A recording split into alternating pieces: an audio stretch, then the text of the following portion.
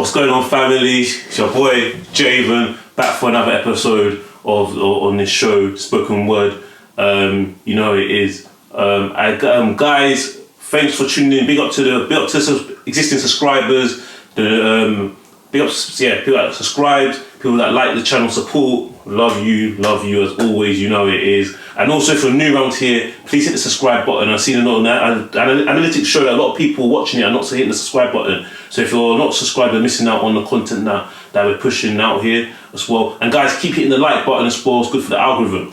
Now today, you're gonna say I'm probably a bit of a beg.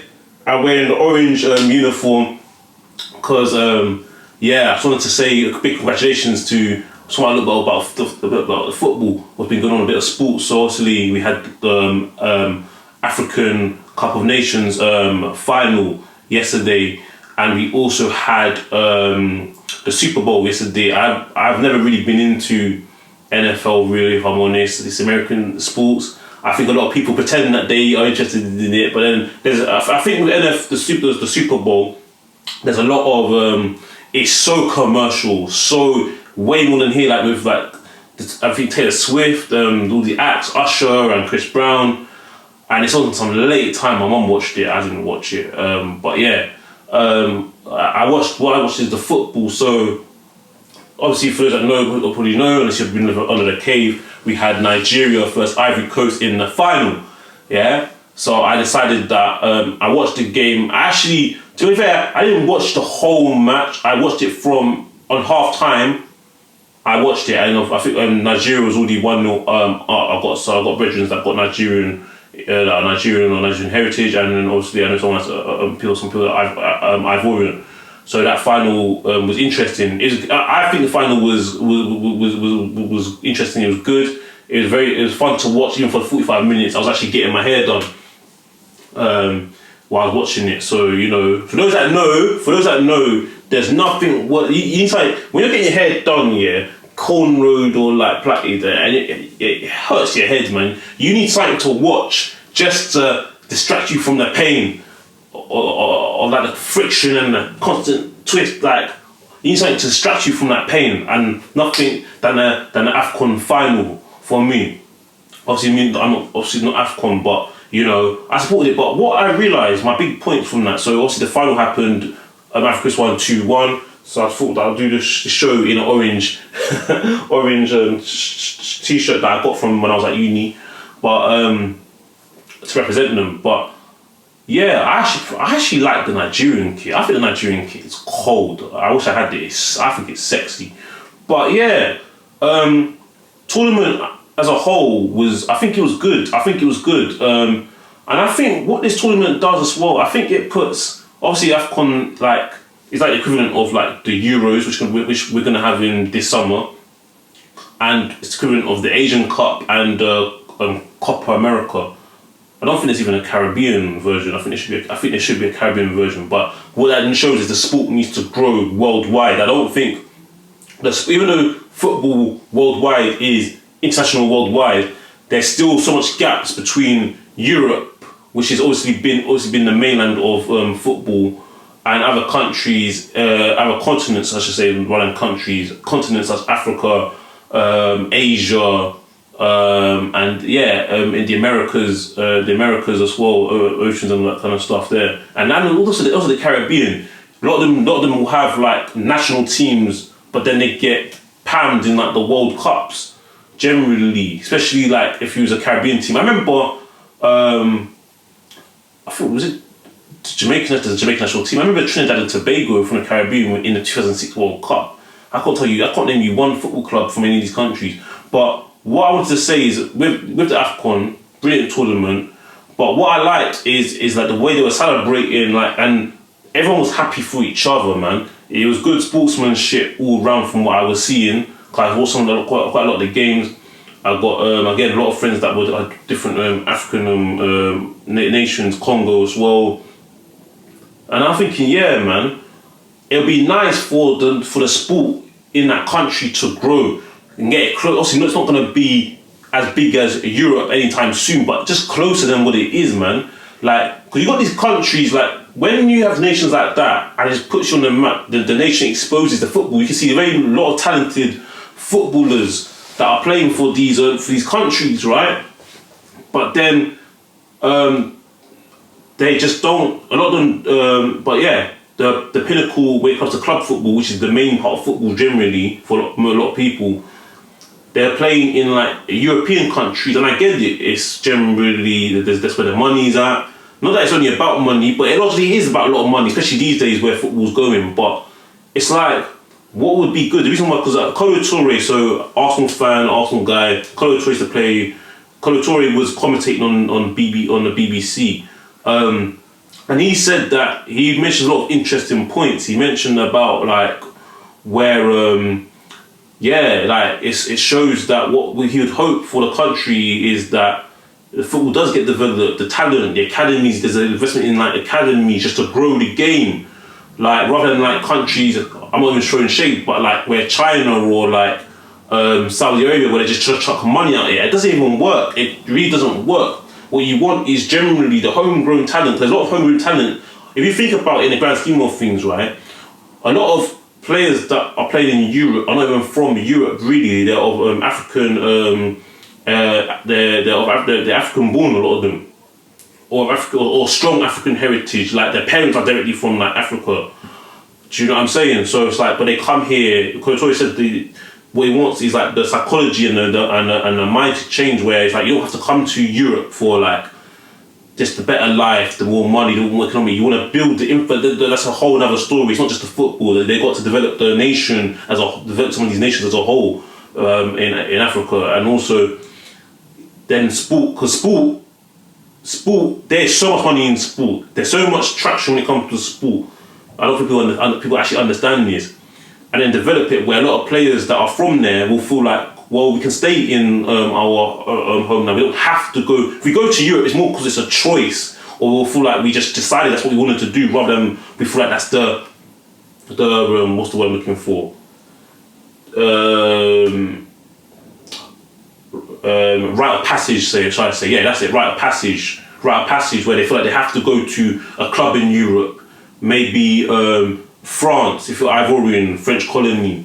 You know, as an example, start your football there, and then maybe represent, depending on the circumstances, where you represent the France national team, but also your homeland country. It'd be nice for them to be club football where it's recognised and it's competing with Europe, and it's actually got a good like foundation where you can play and the country, rather than just the only time you get exposed is on national level. That's where you get the gaps where Europe is benefiting, but that's a whole conversation which goes back. But you know, I thought they're very interesting points, because you can see that I saw the talent is there. I'm being a football guy myself, my favourite sport, I played for all my life, and you can see the talent is there. So it would be nice to grow the sport rather than just because at the moment, even other countries, like, again, they try the Chinese thing, right, where they just start chucking money out of it. Who remembers clubs like Angie Makalaka?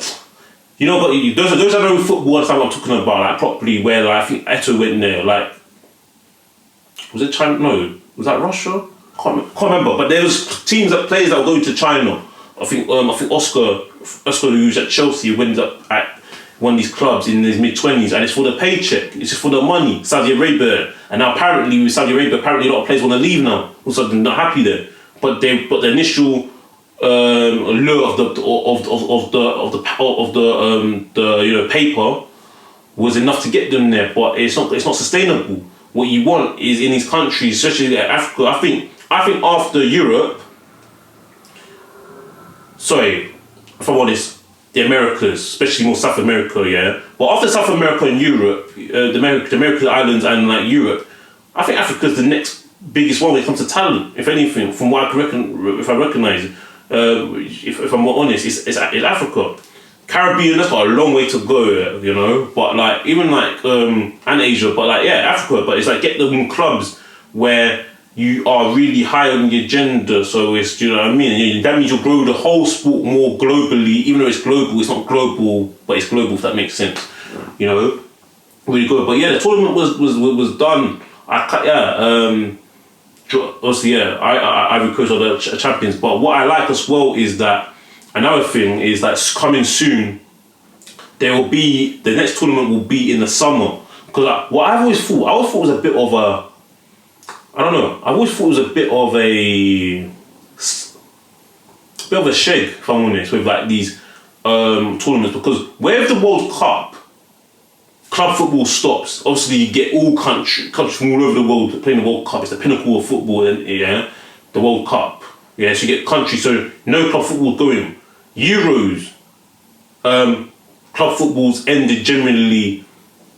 Main club footballs generally ended for the Euros. But when it comes to the AFCON, it's kind of like it's one of the tournaments that get slept on only because it's been done during the winter, like January. It's always been done in like the January, at the beginning of the year, which is a winter month. And then what happens is, so it starts in January, obviously it's finished in February. It starts in January, and then all of a sudden, club football's still going. So most people are still going to be paying attention to club football. Now, if you're African or of African heritage and you're invested like that, you may pay attention to an AFCON, but again, you'll probably still prioritise club football still. But it's good that it'll be in the summer next year. So that means when mainland club football has stopped, if you want to watch football, that's gonna be your first thing you're looking at. It's not gonna be like we're still gonna look at my teams in the Prem for in England, for example, but then AFCON's like the back burner. Like I may dip in or day out. Do you know what I'm saying? So it'll be good. I feel like I feel it's always got disrespected. And another thing as well, international football, I don't think it should be on like big commercial channels like Sky Sports or BT Sports. Like I was seeing the Doctor tournament on BBC Three, but I don't remember it being advertised on BBC. I remember like the broadcasting, like the advertisement of the tournament. They kept saying like Sky Sports. And I was like, the Nigeria versus Ivory Coast in like the final was on like showed to be on Sky Sports. I was like, how can you have an international final on Sky Sports? I was thinking this is getting out of hand. But there's too much money in football, man. But then when I saw it on BBC Three, I had to look for it. It wasn't even on BBC One, BBC Three, you know, a channel that who don't remember, they cancelled and made it only online, and they brought it back to mainland TV. I was like, if I didn't stumble across that, I was thinking, because I ain't got Sky Sports. Yeah, I can't afford these subscriptions. I've got TNT Sports, but I ain't got Sky Sports. I can't be paying for these subscriptions. I've got Amazon Prime as well. So if I didn't know about BBC Three, being on BBC Three, I would have just missed it by default. You know? So I just had to do a little naughty stream thing here, you know what I'm saying? But I'm not really doing that. You know what I mean? But yeah, big up to Ivory Coast and my people, you know, from not just Ivory Coast, but just like, Africa, man. Good football, good tournament, really interesting. But yeah. And also another thing as well, I was gonna say this in our show, but I'll say it today. I got too much. That alone, there's no need for like blue cards and a sim bin. You know, imagine you getting cards for like, you take the passion out of the game. Passion in the game is kind of all been watered down anyway since VAR's come into effect, because you can't fully celebrate your goal because it's brought back. You don't need a sim bin where it's like you said something to the ref, and then grown adult men, or even women, because if they're going to do it to men, they'll probably do it to women as well, just because women get passionate as well that are playing, because it's sport is competitive by nature. Do you know what I mean? So I shouldn't just say men, but you get my point. It's like sit on the side, naughty step for like 10 minutes or something. You're going to get teams that are going to just not try, probably try to hold up the 10 minutes, kick the ball in the corner. You just mess up the whole game. There's no need for these blue cards and sim bins and all that. Leave the game alone. It's already been a bit finesse as it is, as it stands. You know, you got yellow card and red cards more than enough. Don't need going down to 10 men. You got red cards for that, and you get. Do you know what I mean? It's crazy. Imagine you already got a player sent off, and then you've got 9 men now because of a sim bin, and then the player can come and get reinstated after that 10 minutes. That's a joke. And also you got excessive added on time now as a norm in the like last year or two. 8 minutes, 9 to 10 minutes. I think since the World Cup 2022 got that as a new thing now, because when they worked out the average of how long the football's actually in play for, it's not actually a long time. That's why they brought that all in. Before, added time used to be generally 2 minutes, 3 minutes, maybe 4 minutes. On rare occasions, up to 5 or 6 minutes. Now it's like the norm is like 7 minutes, 6 minutes minimum, 7 minutes, 8 minutes. Now, so yeah. So you don't need that. Imagine that in the final, you've got a sim bin, bro. You got players. The game will get disrupted. It's a final, man. You want to enjoy it, man. Keep the flow of the game going. So I don't think we need these blue cards. Or maybe maybe I haven't thought about it properly. But let me know in the comment section below what you think. Do we need the blue cards? You know, did you enjoy the tournament? Do you think it's better that they're being moved to the AFCON's now being moved to the summer? Now I don't know if that's even a permanent thing. That could just be just then. I mean, the Winter World Cup wasn't a permanent thing, but they may try it again for their own other external reasons or agenda that they have. But yeah, it was a good tournament. Enjoy. Please like and subscribe. Hit the subscribe button, please. If you haven't subscribed already, hit the like button. Please hit the like button. That's what I really want you to do. And also hit the notifications so that you see this new shows keep coming up. But anyway, guys, it's been a pleasure. Peace.